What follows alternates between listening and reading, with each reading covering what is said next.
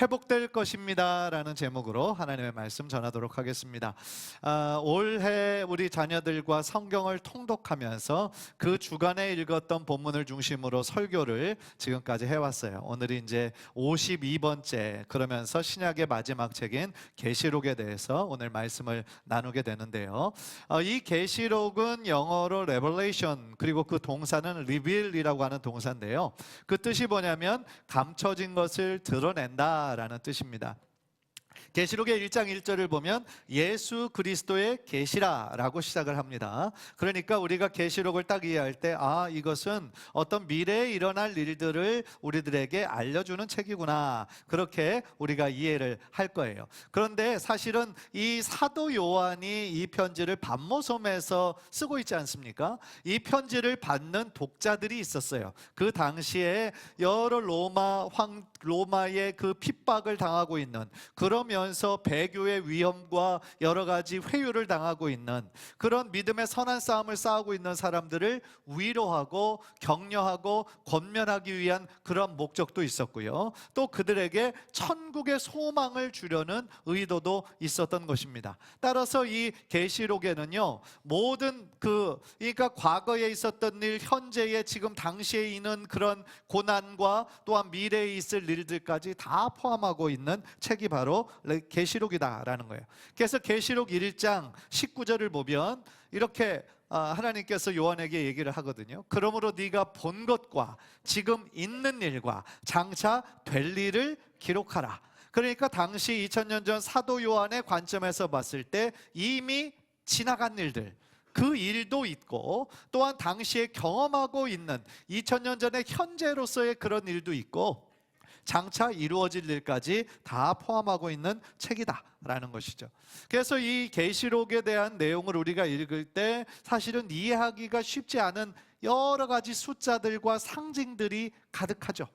그래서 7이라는 숫자도 반복이 되고 12라는 숫자도 반복이 되고, 사단의 숫자라고 알려진 666도 나오고, 또 14만 4천 명이라고 하는 그런 숫자도 많이 나옵니다. 따라서 우리가 이것들을 무리하게 해석을 하거나 적용할 필요가 없이 그냥 하나님께서 가르쳐 주시는 그 선도 안에서 우리가 그 말씀을 우리가 믿음으로 붙잡고 소망 가운데 붙잡을 때 하나님께서 주시는 큰 은혜와 축복이 우리들의 삶 가운데 흘러 넘치게 될 줄 믿습니다. 그래서 이 짧은 시간을 통하여서 계시록의 내용을 다 전하기에는 사실은 시간이 너무 부족하고요. 그래서 대략적으로만 큰 그림을 말씀을 드리자면, 계시록의 초반부에는 당시에 그 7 교회를 향해 어떤 면에선 권면하고 또 어떤 면에선 책망하는 그 편지의 내용이 나오고요. 그리고 가장 대부분의 내용을 이루고 있는 것은 마지막 때에 임할 심판의 내용이 가장 중심을 이루고 있어요. 그래서 6장부터 18장까지 7 인의 재앙부터 시작해서 7 나팔의 재앙으로 이어지고 7 대접의 재앙으로 점점 더 확산되고 커지는 그런 재앙과 심판을 다루고 있어요. 그래서 계시록의 많은 내용들이 우리가 보기에 어떤 면에서는 참 두렵고 어떤 면에서는 이해하기 안 되는 내용들이 많은 이유가 바로 그것이죠. 그런데 이 모든 재앙과 그 다음에 이 심판의 장면들이 끝나고 완전히 다른 장면이 펼쳐지는 곳이 있어요. 그게 바로 21장, 22장이에요. 그래서 계시록이 전체 22장, 22장으로 이루어져 있잖아요. 그래서 21장, 22장에서는 완전히 장면이 바뀌고 하나님께서 어떻게 회복시키실 것인지에 대한 내용이 21장, 22장에 나와 있다라는 것이죠. 특별히 21장에는 어떤 내용이 있느냐? 새 하늘과 새 땅, 그리고 새 예루살렘에 대한 모습을 우리들에게 가르쳐 주시거든요. 따라서 이 말씀을 우리가 좀 미리 한번 살펴보고 다시 한번 소망으로 붙잡을 때 지금 있는 우리들의 이 인생과 또 앞으로 우리들이 가게 될 그 영원한 본약에서의 천국의 삶을 미리 알고 또 준비하고 소망 가운데 기도하는 그런 은혜의 시간이 되었으면 좋겠습니다. 그 21장을 보면 오늘 본문으로 읽지는 않았지만요, 모든 마지막 그 재앙과 심판이 다 끝난 다음에 새 하늘과 새 땅이 임하는 거예요. 그러니까 지금 우리가 살고 있는 이 하늘과 땅이 아니라 전혀 다른 새로운 하늘과 새 땅, 그리고 새 예루살렘이 우리에게 임할 거다라고 말씀을 하세요. 여기서 말하는 예루살렘은요, 지금 이스라엘의 수도 예루살렘을 의미하는 게 아니에요. 전혀 다른 예루살렘이고요, 하늘나라를 상징하는 거예요.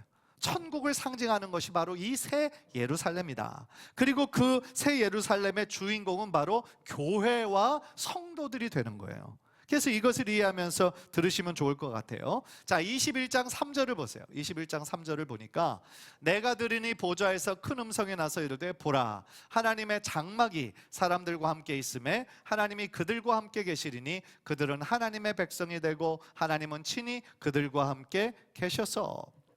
그러니까 새하늘과 새 땅, 새 예루살렘에서 하나님께서 그들과 영원히 함께 하시는 거예요. 그러니까 하나님의 임재가 구약과 신약에 있었던 것처럼 어떤 하나님의 임재가 있는 그 특별한 장소에만 가야만 하나님의 임재를 경험할 수 있는 것이 아니라 우리가 가야 될 천국에서의 삶은 매일매일 순간순간이 우리 하나님과 함께하는 시간이라는 거예요.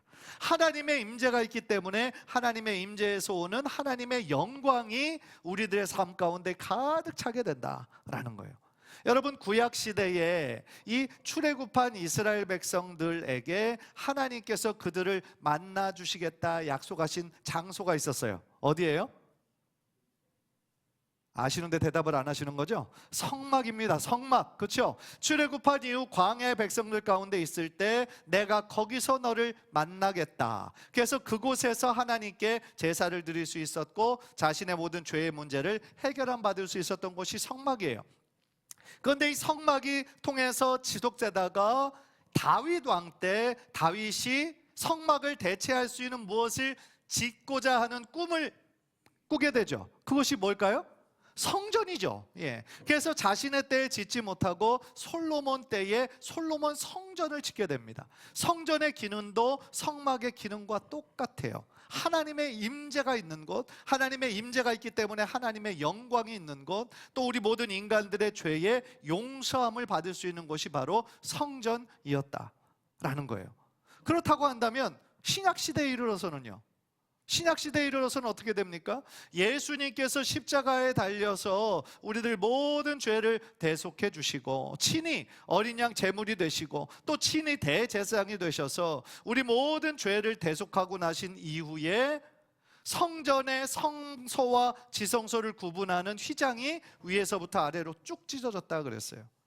그 뜻은 무엇입니까? 그전에는 그 성전의 그 지성소로 나아가야만, 그것도 대제사장 혼자 1년에 한 번 대속죄에 그렇게 나아가서 모든 사람들의 죄를 사함을 받을 수가 있었는데, 이제 예수님께서 십자가에 달려 돌아가심으로 말미암아 우리들 모두가 하나님께 직접 나아갈 수 있는 구원의 길이 활짝 열렸다라는 것이에요.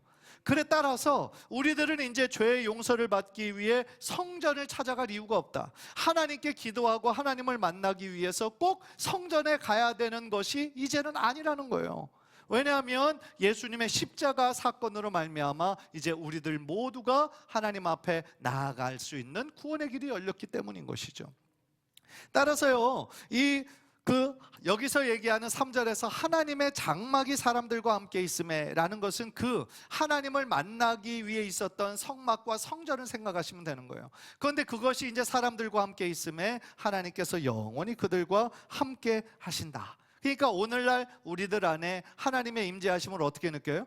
성령의 내주하심으로 느끼는 거잖아요. 그렇죠? 우리들 안에 성령이 떠나지 아니하시고 우리들과 영원히 함께 하시는 것처럼 천국에서는 우리 하나님과 우리 예수님과 우리 성령님과 함께 얼굴과 얼굴을 대면하여 함께 교제할 수 있는 그 날이 이르게 된다라는 것이죠. 그런데 여러분, 그런 가장 이상적인 장소, 하나님의 완전한 다스림과 하나님과 깊은 사랑의 교제가 있었던 장소, 역사적으로 봤을 때 딱 한 군데가 있어요. 에덴 동산이에요. 에덴 동산. 그러니까 죄가 들어오기 전에 하나님께서 그 에덴 동산을 창조하시고 아담과 하와와 얼굴과 얼굴을 대면하여 그들과 대화를 나누시고 또 사랑을 베푸셨던 그 장소가 에덴 동산이었던 것이죠. 그래서 여기에서 지금 말씀하고 있는, 예언하고 있는 새하늘과 새 땅, 새 예루살렘에서 우리들 모든 성도가 경험하게 될 것은, 사실은 생각해보면 그 모든 것들이 에덴 동산이 다시 회복될 것을 말씀하고 있다라는 거죠.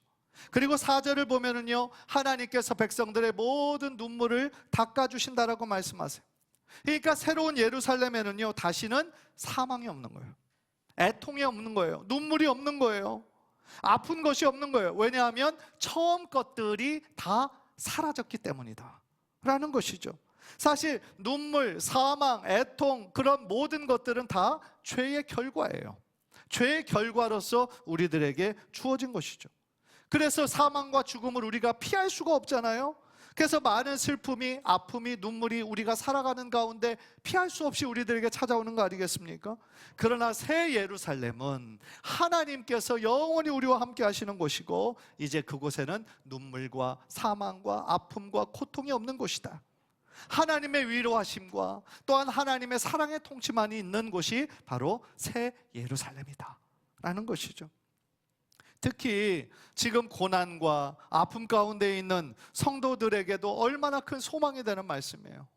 지금이 눈물의, 지금의 슬픔의 시대, 고통과 아픔의 시대는 사라지고 하나님과 영원히 함께하는 하나님의 위로와 자비와 기쁨과 평강만이 흘러넘치는 그 천국이 우리들에게 큰 위로가 된다면, 당시에 이 계시록을 받았던 그 로마의 엄청난 핍박 하에 있었던, 정말 자신의 신앙을 지키기 위하여 생명까지 바쳐야 했던 그 어려운 시대에는 얼마나 이 천국에 관한 말씀이 그들에게 힘이 되었겠어요. 우리가 그 마음을 품고 이 계시록을 읽어야 된다라는 것이죠. 그리고 이제 5절을 보면은요, 하나님께서 그들에게 뭐라고 말씀하시냐면, 내가 만물을 새롭게 하노라 라고 말씀을 하세요. 사실 이사야 65장 17절을 보면은요, 몇백 년 전에 이사야 선지자에게 새하늘과 새 땅에 대한 그 비전을 이미 주셨어요. 65장 17절 보세요. 보라, 내가 새하늘과 새 땅을 창조하나니 이전 것은 기억되거나 마음에 생각나지 아니할 것이라. 이사야 선지자를 통해 이미 새하늘과 새 땅을 허락하실 것을 말씀을 하셨다라는 거죠. 그렇다면 이 천국은 과연 어떤 자들에게 주어집니까? 21장 7절을 보세요. 21장 7절 우리 다 함께 읽읍시다. 시작. 이기는 자는 이것들을 상속으로 받으리라. 나는 그의 하나님이 되고 그는 내 아들이 되리라. 아멘. 이기는 자, 무엇에서 이긴다라는 얘기입니까? 믿음의 싸움에서 이긴다라는 얘기예요. 당시 이 요한의 편지를 받았던 7교회 성도들, 당시 로마의 그 엄청난 핍박과 그런 박해에도 불구하고 환난에도 불구하고 믿음의 선한 싸움을 끝까지 싸워서 이겼던 그러한 자들을 의미하는 거죠. 그래서 계시록 2장과 3장을 보면은요, 그 7교회들에게 말씀하면서 이기는 자에게 주실 축복을 말씀하고 있어요. 이 믿음의 선한 싸움에서 이기는 자에겐 이러한 축복을 줄 거다라고 했을 때, 그 축복이 뭐였냐면 생명나무의 열매를 먹을 것이다. 그리고 그들의 이름이 생명책에 기록될 것이다. 그리고 둘째 사망의 해를 받지 않을 것이다 라고, 그 믿음의 싸움에서 이기는 자에게는 그러한 하나님의 축복을 약속해 주셨고요, 우리가 방금 읽은 21장 7절에서도 이것들을 상속으로 받으리라 말씀하실 때, 그 이것들이란 하나님께서 그 믿음의 싸움에서 이긴 자들을 위해 예비해 놓으신 새하늘과 새 땅, 새 예루살렘의 귀한 은혜와 축복들을 말씀하고 계신다라는 거죠. 그런 면에서 이 자리에 있는 모든 성도님들은 이기는 자들이 되시기를 주님의 이름으로 축복합니다. 우리 자 옆 사람에게 이렇게 인사합시다. 이기는 자들이 됩시다. 다시 한번 인사하실 때 믿음의 싸움에서 승리합시다, 그렇게 인사하세요. 믿음의 싸움에서 승리합시다. 중요한 거예요. 이 땅 가운데 살아갈 때는 믿음의 선한 싸움이 끊이지 않고 있는 거예요. 우리들에게 여러 가지 유혹으로, 여러 가지 두려움으로, 여러 가지 위기와 갈등으로. 그러나 믿음의 선한 싸움에서 우리가 넘어지지 말고 포기하지 말고 끝까지 주님 주신 능력으로 이기고 승리할 때 하나님의 귀한 축복이 우리들 모두에게 충만하게 될 줄 믿습니다. 그런데 여러분, 8절에서는 이기는 자도 있지만 이기는 자가 아닌 다른 자들도 나오는 거예요. 이기는 자에게는 영원한 생명이 주어지고 하나님의 축복이 주어지지만, 이기지 못하고 여기서 얘기하는 21장 8절에 나오는 게는 영벌에 처해지게 되는 거예요. 자, 보세요. 그러나 두려워하는 자들과 믿지 아니하는 자들과 흉악한 자들과 살인자들과 음행하는 자들과 점술가들과 우상 숭배자들과 거짓말하는 모든 자들은 불과 유황으로 타는 못에 던져지리니 이것이 둘째 사망이라. 여러분, 하나님은요, 사랑이 많으신 분이시죠. 거룩하신 분이죠. 그러나 공의로우신 분이세요. 인간의 모든 죄악에 우리가 행한 대로 갚으시는 분이세요. 그 모든 것들을 묵과하거나 그냥 다 없는 것처럼 하시는 분이 아니세요.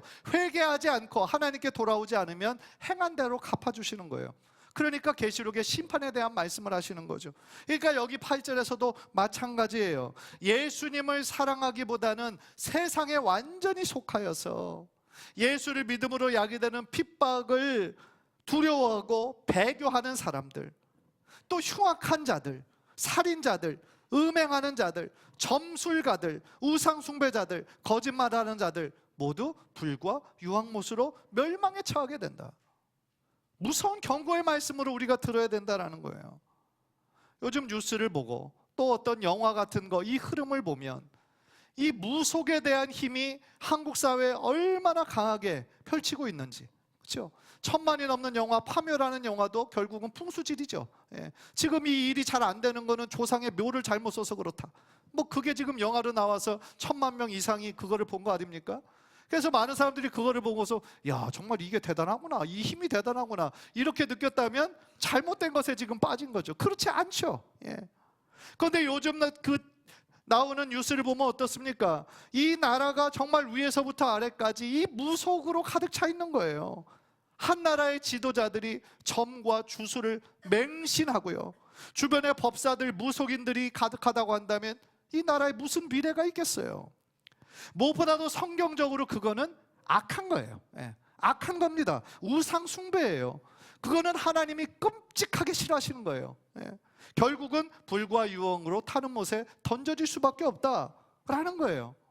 그래서 여러분들에게 정말 사랑의 마음으로 권면합니다. 혹시 이 자리에도 가끔씩 점을 치거나 무당을 찾는 사람들이 있다면, 많은 분들 웃어 넘기시겠지만 있을 수 있어요. 있을 수 있습니다. 점쟁이들에게 물어봅니다. 교회 다니는 사람 많이 와요. 교회 다니는 사람이 우리 매상의 몇십 프로를 차지해요. 이렇게 얘기합니다. 부끄러운 얘기예요. 왜 하나님을 믿으면서도 왜 어떤 일이 닥치면 불안해하면서 무당을 찾아갑니까? 왜 무당이 주는 말을 의지하려고 합니까? 얼마나 헛되고 어리석은 일인지 몰라요. 왜요? 만왕의 왕 만유의 주가 우리가 섬기는 하나님이신데 왜 거짓 조무래기 영들을 찾아가냐 이 말이에요. 너무나 안타까운 거예요. 무엇보다도 멸망받을 일이에요. 혹시나 여러분들이 과거에 그런 적이 있다면 철저히 회개하셔야 돼요. 그리고 지금 혹시 가끔씩 어떤 일을 만나서 좀 마음에 불안하고 뭔가 좀 확신을 얻고 싶고 그래서 찾아가고 싶은 유혹이 생긴 마음이 있다면 그거 절대로 그렇게 하시면 안 돼요. 그렇게 하시면 안 돼요. 사랑하는 성도 여러분, 새 하늘과 새 땅은요, 하나님께서 주신 믿음을 끝까지 지킨 의인들에게 하나님이 예비해 놓으신 축복의 장소예요. 우리 믿는 자들을 위해 하나님께서 미리 예비해 놓으신 처소인 것이죠. 그리고 그곳에서 영원히 우리와 함께 하시고 우리의 눈물을 닦아주시고 또한 우리를 안아주시고 하나님과 정말 사랑을 나누는, 평강을 나누는 그런 장소인 거죠. 따라서 우리가 이 땅 가운데 살아가는 동안 정말 이 오직 하나님을 예배하면서 하나님만 섬기면서 믿음으로 우리가 나아가고 또 천국 소망을 우리들의 마음에 품고 정말 끝까지 살아나가시는 우리 성도님들 모두 되시기를 주님의 이름으로 간절히 축복합니다. 또 하나 오늘 본문에서 발견하는 건요, 여기서 얘기하는 새 창조, 새 하늘과 새 땅, 새 예루살렘, 결국은 에덴 동산의 회복이다라는 거예요. 그런데 여러분, 우리가 믿는 자들은 천국에서 영원히 하나님과 함께 산다는 것은 우리가 알지만 사실은 천국이 어떤 곳인지 자세하게 아는 사람은 없어요. 왜 그럴까요? 우리 주변에 천국에 가신 분들은 많이 계시잖아요. 그런데 천국에 사시다가 다시 돌아오신 분이 없잖아요. 그러니까 우리가 천국이 어떤 모습인지 정말 궁금한데 잘 몰라요, 우리가. 예. 물론 자신이 그런 천국의 모습을 봤다고, 내가 본 천국, 이래서 책을 많이 판 사람들도 있었는데 알고 보니까 다 사기였어요. 거짓말이었어요. 그러니까 실제로 천국을 경험하고 이 땅 가운데 온 사람은 없는 거예요. 그런데 우리가 천국에 대해서 막연한데 감사한 것은 하나님께서 이 계시록의 말씀을 통하여 사도 요한에게 천국의 모습이 어떤 모습일 것이다 라고 우리들에게 보여주신다는 거예요. 그래서 얼마나 감사한지 몰라요. 그렇다면 천국은 어떤 곳인가? 1절을 보니까 어떤 곳이냐면 생명수의 강이 흐르는 곳이에요. 생명수의 강이. 그런데 그 생명수의 강이 수정같이 맑다 그랬어요. 우리 가지고 있는 보석 수정 아시죠? 수정같이 맑은 생명수의 강이 그 천국의 중심을 흐르고 있대요. 그런데 그 생명수의 강이 어디로부터 흘렀냐? 그 발원지를 보니까 하나님의 보호자로부터 흐른대요. 그런데 이 비전은요, 사실은 에스겔에서 주신 그 비전과 똑같아요. 생명수의 강이 흐르는 거. 그러니까 에스겔 선지자도 이미 그 비전을 본 거죠. 천국에 대한 비전을. 그리고 생명수의 강 양쪽에 뭐가 있냐면 생명나무가 있대요. 생명나무가. 2절을 보세요. 2절. 길 가운데로 생명수가 흐르는 거예요.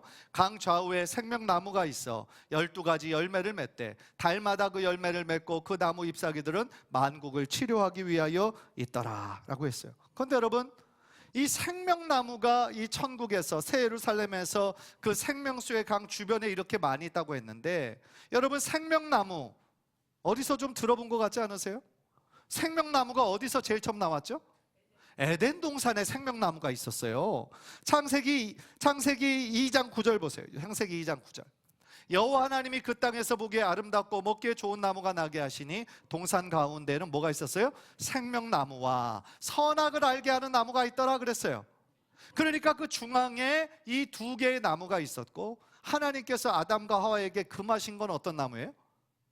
먹지 말라 한 거, 선악을 알게 하는 나무였죠. 그러면 이 생명나무는 먹을 수 있었겠네요, 그죠? 그런데 그들이 먹었습니까? 성경에 안 나와요. 그래서 잘은 몰라요. 그런데 3장 22절을 보니까 이렇게 말씀하세요. 여호와 하나님이 이르시되 보라, 이 사람이 선악을 아는 일에 우리 중 하나같이 되었으니, 이미 선악과를 먹은 거예요. 죄를 진 거예요. 그래서 하나님이 뭐라고 하시냐면, 그가 그의 손을 들어 생명나무 열매도 따먹고 영생할까 하노라 하시고. 그러니까 무슨 얘기입니까? 아직 생명나무를 먹지 않았어요. 그런데 이들이 죄가 있는 상태로 생명나무를 먹으면 영원한 생명에 이를 것을 하나님께서 생각하셔서 어떻게 하셨어요? 그 생명나무의 주변을 두르는 화영검으로 하게 하시고 그 아담과 하와를 에덴 동산에서 쫓아내셨어요. 예. 그런데 그래서 그때 이후로 역사 가운데 없었던 이 생명나무가 오늘 이 계시록의 마지막 부분에 다시 등장하는 거예요. 그러니까 이 생명나무는, 이 천국에서는 이 생명수의 강 주변에 생명나무가 있어서 그것을 우리가 먹고 영원한 생명을 누리게 된다라는 것을 말씀해 주고 계시는 거죠. 그렇다면 이런 질문이 생겨요. 그렇다면 우리가 천국에 가서 생명나무의 열매를 먹어야 영생을 누리나? 그렇진 않아요. 우리들 모두는 이미 영생을 얻었어요. 어떻게 해요? 생명나무도 없는데 어떻게 우리가 영생을 얻게 되었어요? 예수님을 믿음으로 우리에게 영생을 우리에게 선물로 주셨죠. 요한복음 3장 16절 보세요. 우리 다 함께 시작. 하나님이 세상을 이처럼 사랑하사 독생자를 주셨으니 이는 그를 믿는 자마다 멸망하지 않고 영생을 얻게 하려 하심이라. 예수님을 나의 구원자로 믿는 그 사람에게 영생을 선물로 주시는 거예요. 요한복음 5장 24절 시작. 내가 진실로 진실로 너에게 이르노니 내 말을 듣고 또 나 보내신 이를 믿는 자는 영생을 얻었고 심판에 이르지 아니하나니 사망에서 생명으로 옮겼느니라. 할렐루야. 아멘. 따라서 우리가 예수님을 나의 구원자로 그것을 믿는 그 믿음이 있으면, 예수님의 십자가에서 흘리신 보혈이 바로 나를 위한 피 흘리셨음을 우리가 확실히 믿는다면 우리에게 영생을 주신 거예요. 이미 영생을 우리는 받은 거예요. 네. 그래서 영생을 얻을 것이고 라고 하지 않고 얻었고 라고 확정해서 말씀해 주시잖아요. 그러면서 우리는 어떻게 됐습니까?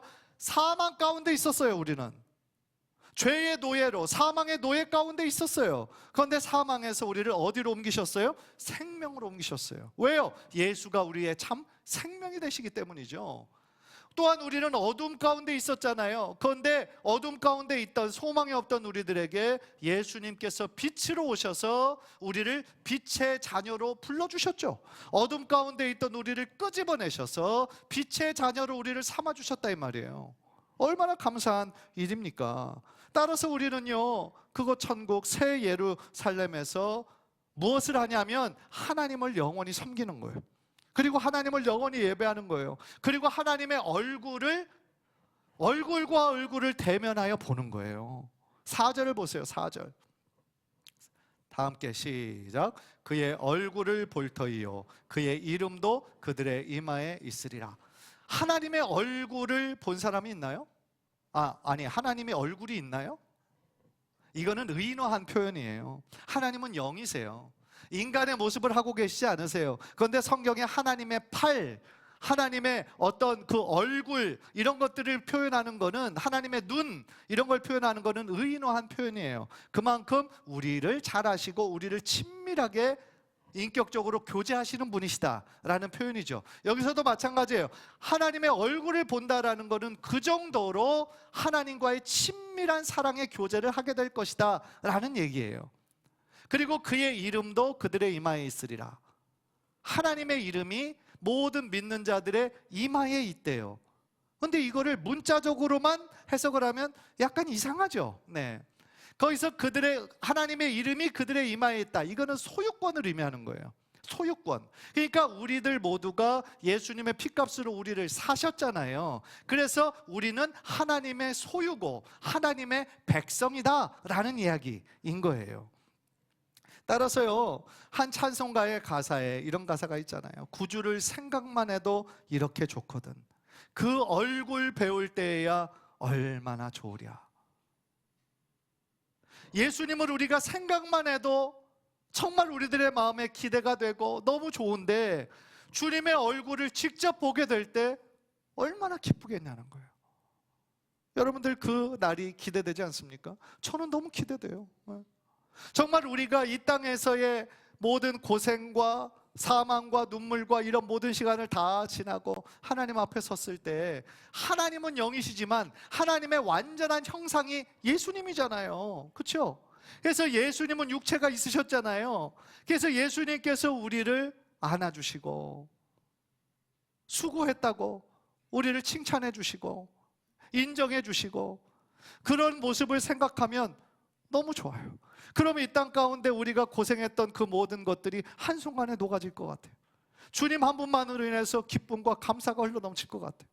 사실 우리가 신앙생활하는 이유, 바로 우리에게 우리의 모든 고통과 아픔과 슬픔을 하시는 예수님이 있기 때문이잖아요. 그리고 그 예수님을 우리가 새 예루살렘에서 얼굴과 얼굴을 대하여 보게 될 것이라는 거죠. 얼마나 우리에게 위로가 되고 소망이 되는 말씀입니까?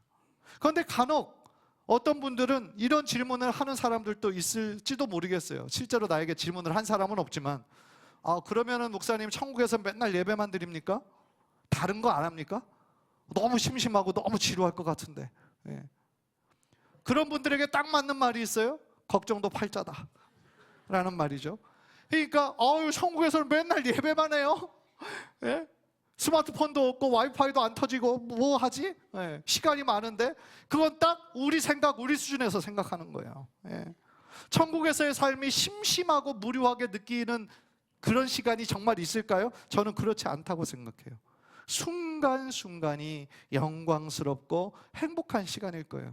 이 땅에서는 우리가 전혀 누리지 못했던, 그리고 느끼지 못했던 충만한 사랑, 그리고 충만한 기쁨, 온전한 자유, 그리고 행복을 누릴 것으로 저는 기대하고 소망해요. 그래서 저는 그날이 속히 왔으면 좋겠어요. 정말 그날이 속히 왔으면 좋겠어요. 그런데 여러분, 우리가 1절, 2절, 4절에서 천국에 있는 것을 우리가 살펴보았는데 천국에 없는 것도 있어요. 3절에 보니까 저주가 없어요. 죄의 저주가 없어요. 왜요? 그곳에서는 죄를 짓고 싶은 생각이 안 나요. 하나님과 예수님과 영원히 함께 하잖아요. 그리고 사단 마귀도 영원한 무적행 속으로 이미 들어가 버렸어요. 따라서 그곳에는 죄의 저주가 없어요. 그리고요, 5절을 보니까 새 예루살렘 천국에서는 밤이 없대요. 밤이 없구나. 거기서는 낮만이 존재하는구나. 그러니까 낮만이 존재하니까 뭐가 필요 없어요? 등불이 필요 없어요. 햇빛도 필요 없어요, 천국에서는. 그런데 그 이유가 더 은혜가 돼요. 주 하나님이 그들에게 빛이심이라. 하나님의 임재가 있는 곳은 환한 빛이 우리들에게 비춰지시는 거예요. 그러니까 천국에서는 등불이 필요 없어요. 전기가 필요 없는 거예요. 얼마나 장엄하고 영광스러운 장면이겠어요. 사랑하는 성도 여러분, 하나님께서 처음 세상을 창조하시고 난 후 반복적으로 말씀하신 것이 있었어요. 보시기에 심히 좋았더라. 7번이나 반복하셨어요. 그러니까 하나님께서 제일 처음 창조하실 때는 다 정말 좋았어요. 완벽했어요. 완전했어요. 그런데 이것이 왜 깨졌어요? 죄 때문에 깨졌어요. 그럼 죄를 하나님이 창조하셨나? 그러지 않아요. 이 사단 마귀가 하와를 깨고 아담을 깨고, 그래서 죄가 교만과 불순종의 모습으로 나타난 거죠. 그러면서 아담과 하와의 모든 후예들은 원죄를 가지고 태어나게 된 거예요. 얼마나 안타까운 결과 아닙니까? 죄가 들어온 이후로 기쁨과 행복만이 가득했던 에덴 동산에서 갈등이 생기고 분쟁이 생기고 서로 시기하고 질투하고 죽이는 일이 생기고 전쟁이 일어나기 시작하고, 그렇죠. 그리고 지금 그 죄의 결과가 지금도 이렇게 만연하고 있는 것 아니겠습니까? 따라서요, 우리에게 이런 소망을 가졌으면 좋겠어요. 죄가 들어온 이후 이 세상은 너무나 많이 망가져 버렸어요. 그렇기 때문에 하나님께서 예수 그리스도를 우리들에게 보내신 것이고, 다시 우리로 하여금 하나님을 향한 소망을 품게 하시는 거죠. 하나님께서 제일 처음 인류 아담과 하와를 창조하실 때는 하나님의 완전한 아름다운 형상이었는데 죄로 인해서 그 형상이 일그러지고 왜곡된 거 아닙니까? 그런데 우리가 예수님을 다시 만나면서 그 하나님의 온전한 형상을 지금 어떻게 하고 있어요? 회복하고 있어요. 하나님의 온전한 형상이 딱 지금까지 한 분 계신데 예수님이죠. 그래서 우리들의 신앙생활의 궁극적인 목적은 뭡니까? 예수님을 닮아가는 거예요. 그러니까 우리 구원의 이 목적인 성화를 이루는 데 있어서 가장 중요한 것은 예수님을 닮아가고 하나님의 형상을 회복하는 거예요. 그게 바로 온전한 구원이다 라는 거죠. 한절의 바라기는 비록 현재 우리가 살아가는 삶에는 많은 슬픔이 있고 아픔이 있고 고통이 있고 사망이 있지만 하나님께서 오늘 말씀을 통하여 반드시 새롭게 하신다. 만물을 새롭게 하신다. 그리고 우리를 회복시키신다. 반드시 회복시켰을 것을 믿으면서 오늘 또 천국의 소망을 가지고 그날을 기대하며 살아나가시는 저와 여러분 되시기를 주님의 이름으로 간절히 축복합니다. 기도하겠습니다.